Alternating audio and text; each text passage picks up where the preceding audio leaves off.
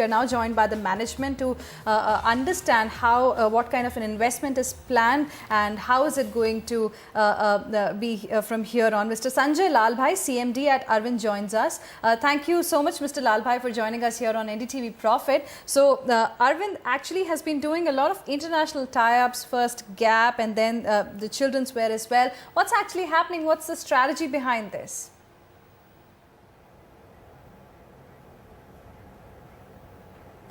See, we have always decided that apparel is a very interesting space for Arvind, and we have gone into all the categories: menswear, women's wear, and children's wear, and the undergarments, underwear segment, and we have gone into all the price segments. So we have created this matrix, and we have been able to fill out this entire matrix with the right kind of international brands. So broadly, that's been our strategy, that we want to be present in all categories and through all the price segments.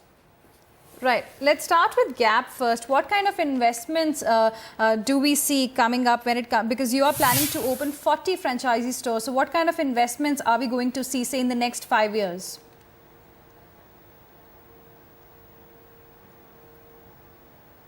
See, each store would be requiring something like an investment of 10 crores. So if you look at 40 stores, 400 crores.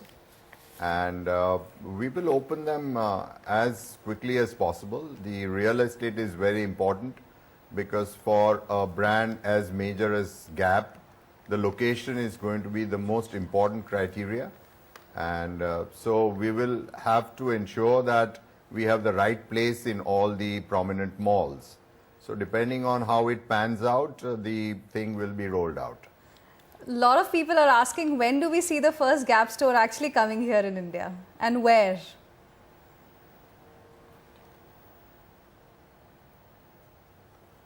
Where it will be either in Bombay or Delhi, which is the first one, I don't know. The discussions are on.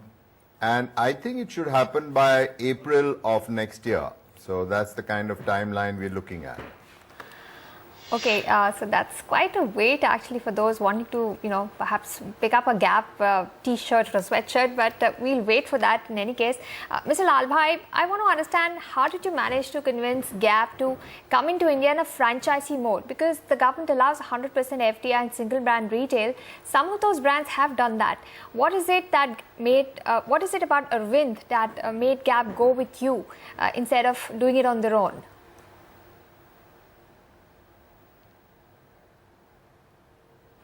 I think if you really look at the track record of Arvind, ever since '92, where we brought in Arrow as the first international brand into this country, I think the track record has been fantastic. Every brand we've brought into this country has done exceedingly well. And it's this deep understanding of the Indian market and our ability to successfully handle joint ventures and the licensee agreements, which has persuaded, I think, Gap to tie up with us. Right. These are well-known and well-liked brands, even the Children's Place. So what does this do for your revenues? It is a franchisee model for both of these. You will make investments. What are the margins like, and what are the revenues that you're hoping to mop up because of these two brands?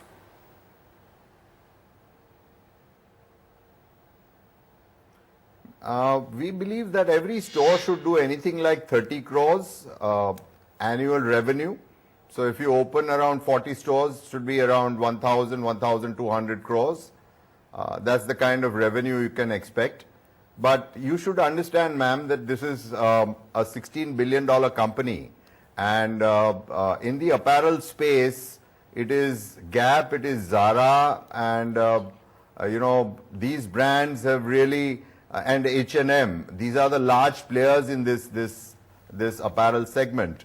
So we are very excited, and we believe that a very large kind of business opportunity awaits us as far as Gap is concerned. And to understand, Mr. Lalbhai, what has been the arrangement like? We know that you will be opening the franchisee-operated Gap stores in India, but when it comes to the revenue, it's going to be a revenue sharing model. What kind of an arrangement is there that you have with Gap in terms of a JV?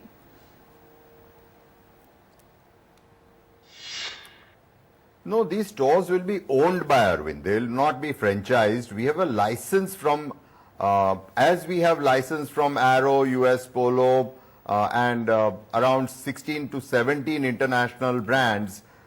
It's in the same mode that Gap has tied up with us, that it has given us a license to bring the entire Gap lifestyle to this country. So we'll be opening the Gap stores. All the merchandise will be bought from Gap. So it will be the international merchandise which will be available to the Indian consumers. And we'll be paying them a royalty. So the kind of arrangement is a royalty-based arrangement for giving us a license to operate the Gap brand in India. Right. And when it comes to the Children's Place, when do we see the first store actually opening up, and what kind of a revenue opportunity does that provide you?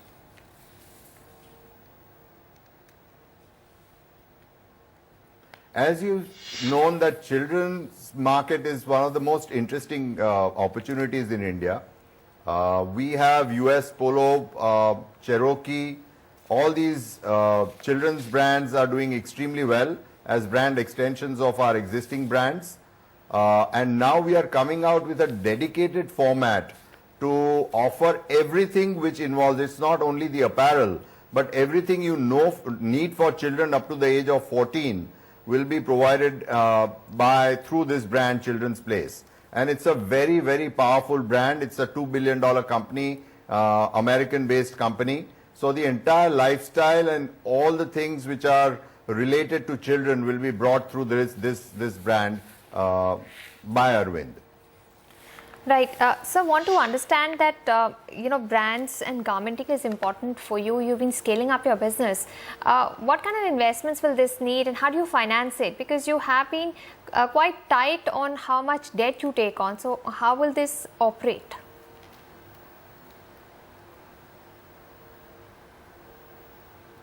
As you have known, ma'am, that only the, these formats where we open our own retail stores require capital investment. So Gap will require capital investment, Children's Place will require capital investment, Megamart, Arvind stores. So all these formats where they are the retail apparel formats which will require the kind of capital investment from Arvind. But all the other brands are mostly franchised. Whenever we open dedicated or standalone stores for these brands, they are mostly franchise stores. So the capital outlay is not very large as far as the brand's business is concerned. So we are growing the top line by 30-35% every year. But the kind of capex you require is something like 100 crores, 200 crores, 300 crores. And Arvind is generating reasonably large free cash flows. So we are able to fund all these things from our own free cash flows. When it comes to your core business, what is the capex for this year?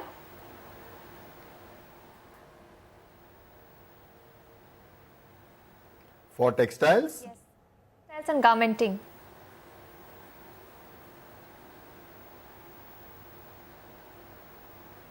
Textiles and garmenting and brands and retail, we are investing something around 500 to 600 crores every year, which is the free cash flow which Arvind is enjoying presently. All right, Mr. Lalbhai, thank you so much for joining us on NDTV Profit. Not only are customers looking forward to those brands coming into India, even investors have given a thumbs up to the stock of Arvind, which has done very well of late. Thank you so much for speaking with us about your business plans going ahead.